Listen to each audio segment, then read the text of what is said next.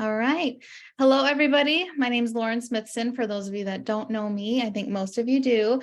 I am a Sapphire Ambassador with Plexus, and I'm really excited about this call tonight. Sometimes I get nervous for calls, but I've been telling myself that I'm excited instead.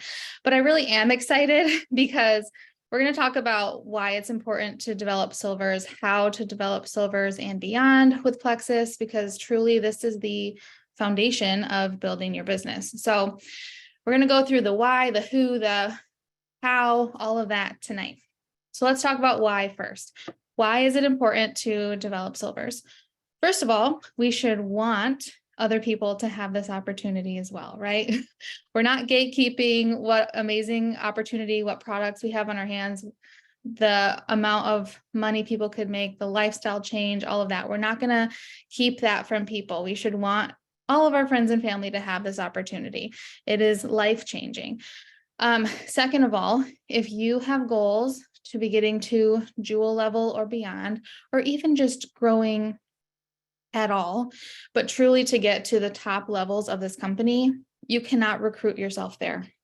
There is no way that you can self-recruit all the people that it would take to get to Emerald. So if you do want to be somebody that is a leader in this company, a leader in this business, jewel level and beyond, you've got to build a team. You have to have people that are doing this business alongside of you, and that starts with silver. Like I said, it's the foundation of your business. Developing leaders, helping people get to silver and beyond, and then helping those people help people get silver and beyond. That's how you're going to duplicate yourself quickly rather than just adding. So that is why. That's why we should want to do this. So let's talk about who next. Who do we want to help get developed to silver? Obviously, I think everyone has the opportunity to do well at this business. The nice thing about this opportunity is that we do get the opportunity to choose who we do this with. However, if we're just starting, or if somebody's coming to us that's hoping to work and grow, everybody should be given a chance to do this, right? So, but if you're somebody that's looking for specific people, which you should be, we should know who we're looking for, right? Because everybody could be successful at this, but not everybody will be. Have we all heard that before? Because some people will be willing to do the work and some people won't necessarily. But there's also primarily two ingredients for people that are really successful with this business. First of all, they have to have influence. And second of all, they have to be hungry for or really want change in their life. So how do you get those two things? First of all, having influence. Not everybody starts with influence. There's a ton of people that are diamonds that will tell you they had like 100 Facebook friends when they first started. So this is something that you can learn and you can develop and you can cultivate with people and yourself. It's a skill set, but it can take time. How can you gain influence, or how can you teach other people to gain influence? It's always by adding value. So if you're adding value on social media, if you are somebody that is adding value to a chat, you're somebody that's going to be having influence on other people. There are typically adders and subtractors. And if you're not somebody that is consistently, intentionally adding value on social media or adding value in a chat, then by default, you are subtracting, right? So if you want to help somebody or yourself gain influence, then you need to focus on adding value in whatever space that is. So social media, adding value there, not just, and we were just in Cody's call, not just making things like about sharing your diary, right? You're adding value, adding life experiences, adding to people's lives. That's how you're going to gain influence. And then people that are hungry for change, let's say they have all the influence in the world, but they're just happy with where they're at. They don't really care if their life changes or not. Those people are probably not going to be people that use their influence for that leveling up, right? They're not hungry enough to change. So if you have those two things, influence and hunger to change, those people are going to take off. So sometimes we can be picky and choosy, right, of who we want to work with. And we really want to look for people that have those two things, but not everybody's going to have that. So we also have to be willing to work with who we have. So if people are coming to you that might not necessarily have both of those things, that's okay. You can still work with them and teach them. For most of us in general, we will want to work with the people that we have right now and help to develop them. They're not all going to start by wanting to go diamond and having all of those skills. Now, ideally, if we are being picky and choosy, we want to be recruiting people that are leaders though, right? People who are self-starters, self-motivated, people that want to do the work. There are some diamonds even in this company that will tell you that they don't even tell people, do you want to get your products paid for? Because they say, if you stop at that, sometimes people will get to silver and maybe relatively quickly, but then instead of having somebody that's a leader that went silver, you have now 4 people that you're taking care of because that person didn't necessarily want to do the work in the first place. Now, that's something, again, that you can teach people. So it's not like you want to write people off at all. I would say never write anybody off. But if we really do want to recruit leaders, the people that we're looking for are the ones that we're going to recruit. They're going to have 3 people join them and they're going to help take care of them. But that's something that, again, we can teach people in the customer care and things like that. And that's how we develop leaders, by teaching them how to take care of those people. So those are the people that we're looking for. That's the who. So now let's talk about the how. This is the big chunk of what my call is going to be, because all of us want to know, okay, we have these people on our team, but how do we switch them into people that are sharing? Or we're recruiting people, but how do we turn them into people that started for the products to people that want to share? So that's what we're going to talk about next. I would say that first, developing silvers and leaders starts with yourself. So doing your own IPA, helping people join you yourself, and then our energy and excitement through that will inspire other people to do the same. That's first and foremost. Then once you help recruit people, you can help them recruit their 3. And usually what you'll do is start with their dirt list, right? The people that support them, their mom, their sister, their best friend. Then you duplicate that down again and help those people help their 3, and so on and so forth. This is now getting into the power of 3. And Jackie Hastings did a call about that pretty recently. That was really great and worth a watch if you want to dive into the power of 3 a little bit more. But again, that's going to help you multiply your team rather than just add to it. So you're helping your people get their 3, and so on and so forth. So we also, in that, want to grow really wide and then help those people duplicate that down. After you do your own IPA and you're inspiring people, the next thing is, guys, this is the part that's so simple, but we have to actually be talking to people about the business. We have to be posting about the business. If we're not consistently in conversation with people about sharing or consistently posting about the business, nobody's going to know that it's a legitimate thing. Nobody's going to know that they could even be good at it. It won't be even on their radar. So that has to be something that you're doing. Likely, if you're feeling stuck in your business, it's probably because you're not developing new leaders and developing silvers. So this will be something important to work on for those of you feeling like your business isn't going anywhere or things haven't moved into momentum in a while. There are a ton of people that think that they will just recruit a bunch of product lovers. I think a lot of us are really comfortable posting about the products. Can we raise our hands? Like, I think a lot of us are comfortable with that. And we think we're going to have all these people join for the products, and then somebody's going to come along and be like, wow, I need to share this with people and I'm going to go diamond. But that's typically not how it works. We have to be vision casting for them, talking to them about the business in order for them to even know that that's an option for them. So be willing to have those conversations often. And just like with products, we always talk about the fortune is in the follow-up, right? We have to follow up with people multiple times. They're not just going to say, oh my gosh, I saw you post one time, I want to order those products from you. Sometimes that happens. I was one of those people, but not everybody is one of those people that's going to see your post and want to join. We have to follow up 8 to 12 times. The business is the same thing. If you talk to somebody about the business one time and they say no, that can't be where it ends. You want to talk to them about it again, follow up again, follow up again. I know a lot of people talk to people that are diamonds on their team now for over a year before they said yes to sharing. So sometimes it just takes consistency with talking with people about it for them to be ready to say yes, and talking to them through their objections as well. Speaking of following up with people, I remember Brittany Howard one time saying that she was talking to one of her leaders that said, nobody wants to do this with me. And she said, okay, go into your virtual office, look at all of your level ones, and then come back to me with a list of all of the level ones you've talked to 10 times about the business. And then we'll talk about maybe where we could go next. People can't even come up with that list because they haven't gone into their happy product users and actually had that conversation enough times to say that they don't have anybody that wants to do it with them.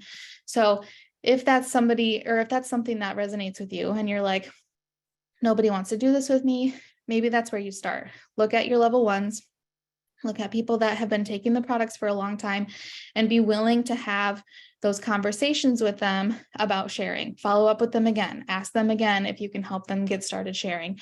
And maybe that will be the time that they say yes.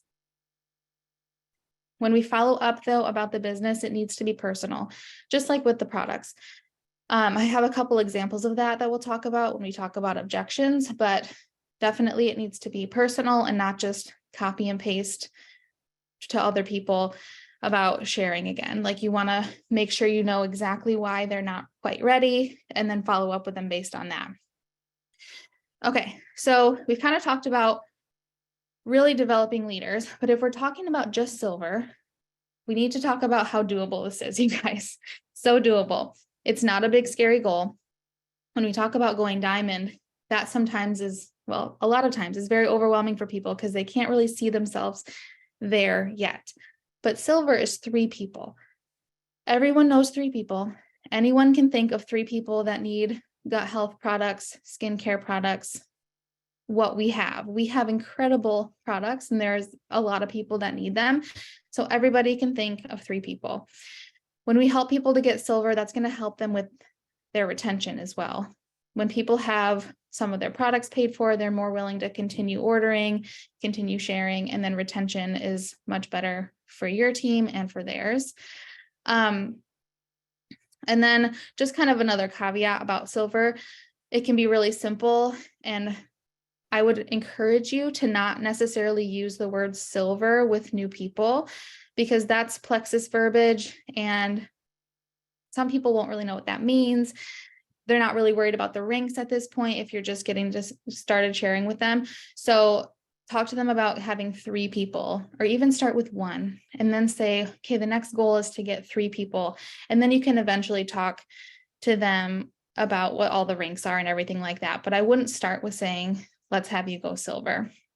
Then slowly over time, you can vision cast with them that they can do more. You can talk to them about the ranks, about where they want to be, about what is important to them. But at first, I wouldn't talk about that right away. Okay, obviously we don't want them to stay at silver, but that's the first goal. So that's kind of why we're talking about this today, obviously.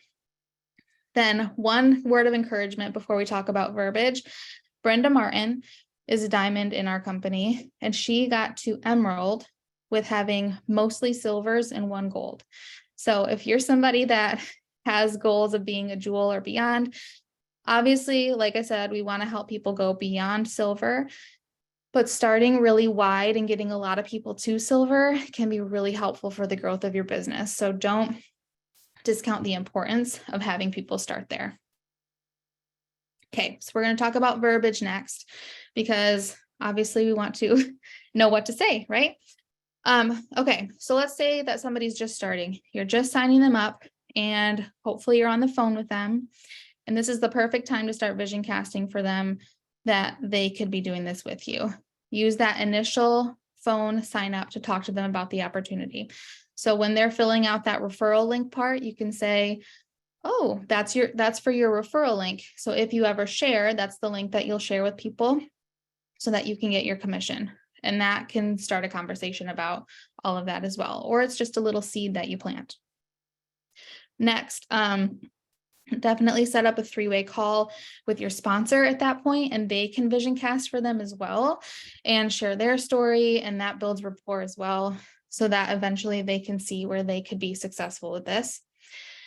I think it's always good to share with people what their strengths are, for sure, which we'll get into in a second. But another thing you could say on that same phone call is, you could totally do this. If you started sharing this month, you could earn, and then share with them what that month's bonuses are. And then say, if I partnered with you to help the people in your life, would you be open to that? This helps people know that they're not just being thrown to the wolves, they have to figure it out by themselves, but you're doing it with them. And they're more likely to say, I guess, yeah, if you showed me how to do it, we could figure it out together. Either way, whether they're newer or if there's somebody that has been taking the products for a long time, you want to make sure you keep it nice and simple. You tell them, or ask them, I suppose, if they'd be willing to do it with you. Ask if they're open to posting on Facebook. That is like the primary thing there, is having them make their first post. Ask who they'd like to reach out to first. Those supporters I mentioned it earlier on, their mom, their sister, their best friend, things like that. And then you help them write a message that they would be excited to share. So this isn't something that, I mean, I know we've all seen it done the wrong way, right? Where people send this huge copy and pasted message with their link at the bottom. That's salesy. Nobody wants to be that person, for sure. So you help them, you show them how you could do it not like that, right? You do it the right way, like the Plexus people do, and help them write a message that they would be excited to tell people about and share with them. And then you tell them, when you get a response back, let me know and I'll show you what to say back.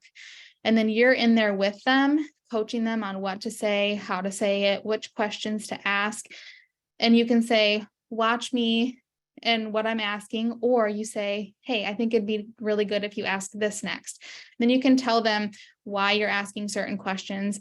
And as you're having those conversations with the people in their lives, then they're learning what to ask, why to ask it, what order to ask it in. So you're kind of training them during those interactions. So that's really important. And truly, that's why those three-way chats are so important too, because you're teaching them during the training and developing process, right? And then the recruiting process. Yeah. So as I said before, everyone knows somebody with gut health issues, sleep problems, skin problems. So you could say something like what I said in the beginning, like when they're first starting, who comes to mind? What if I could help you talk to them? But you can also say that same exact thing to your hobby product users too. And you can tell them, you've had these great results. I know that you can think of a few people that could really benefit from these products as well. Is there anybody that comes to mind? If I helped you talk to them, would you be willing to do that? And then just telling them that they're not going to be alone. I kind of already said all this, but once they say yes, make sure you're helping them with the people that they add into three-way chats. You're helping them handle the product objections, making sure to remind them to keep those three-way chats, follow up in there so that they can learn from how you respond to people and follow up with people. They can learn how to follow up with people, and it's a learning process as they go. And then they're learning how to take care of their people properly. And you're developing then leaders instead of a bunch of people you have to take care of, right? Okay. My favorite way to develop people, and I say this because this is how I've done it most of the times, is that most of the time they're people that have had success with the products. And then I talk to them about how they'd be good at this and learn basically how to talk to them with their motivations in mind. So you can adjust your verbiage based on the person that it is. I'm not going to go through all the different color personalities tonight, but those of you that know that should be able to kind of pick up on how these different things vary. But a lot of times I say things like, wow, your story could help so many people. If I helped you write up a post with your testimony, would you post it? For people that have really great product results, or people that are helpers, they want to help people, they have a really caring heart, this is going to appeal to them because they want to help people feel good too. Most people start this way and they say, I feel this good. I want everybody in my life to feel this good. So I've had a lot of people start sharing just simply using that verbiage. Oh my goodness, your story is incredible. Can I help you share that with other people? Other ways, you'd be so good at this. I could totally see you driving a Plexus Lexus someday. Or this is something I've said in a voice message to somebody before. I've used these exact words. when I go to these Plexus events, I always think about who I'd like to be there with me, and you always come to mind. You're so fun, so sweet, and you'd be so good at helping people. Plus, you'd get to go on these free vacations too. So talking to people based on what they'd be excited about, or telling them how good they'd be because of how smart they are. You're already so smart about nutrition. You have such a healthy lifestyle. And I think a lot of people would love the value you could add to their lives by sharing about these products and how they've helped you. So talking to people specifically about their strengths and helping them see that they could be really good at this too. And like I said before, calling out their strengths is going to help them get excited to want to do it anyway. I know, unrelated to Plexus, one time a friend asked me if I would do a presentation for a big event that she had, and I was not really excited about doing it. So I said no. And she said, "You're so good at this. You're really good at this topic. This is something you're really strong at. I think people would really benefit from it." So I said yes. So if you're calling out people's strengths consistently, they're going to see that they really can add value and they could be good at this too. I guess overall, just don't overcomplicate it. It's pretty simple what we do here. We are providing solutions for people with health and financial concerns. So truly, it starts with just being willing to talk to people about the business, calling out their strengths, and having those conversations over and over and over again.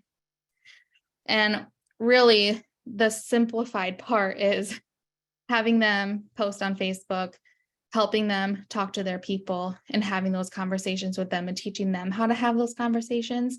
You can do things like the Facebook parties or the messenger parties if you'd like to. Those are other options as well. But I find that there's a lot of value in just connecting with people and having the conversations consistently over and over again and showing other people how to do that too.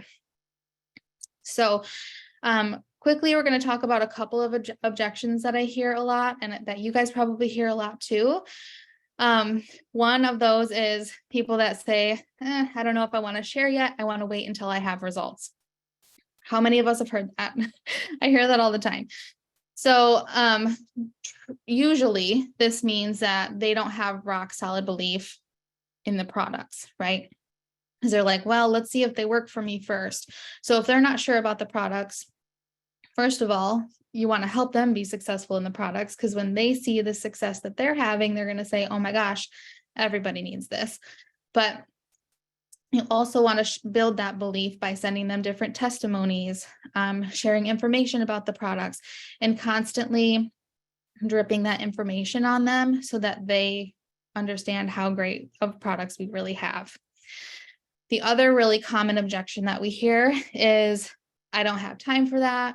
I don't have enough time. I have all these kids. I have this and that I have to do. Or I don't want to be that person, right? I don't want to, they must have had a bad experience before. I don't want to be that person.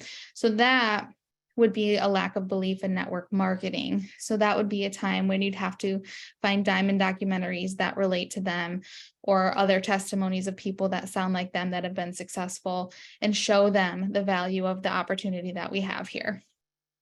I think the other important thing is just reminding people that this doesn't have to be a humongous time commitment, especially in the beginning. When you're first starting, you can get to silver and even further in 10 to 30 minutes of work per day if you are really sitting down and being intentional about that time. So just reminding people, it doesn't take as long as you think.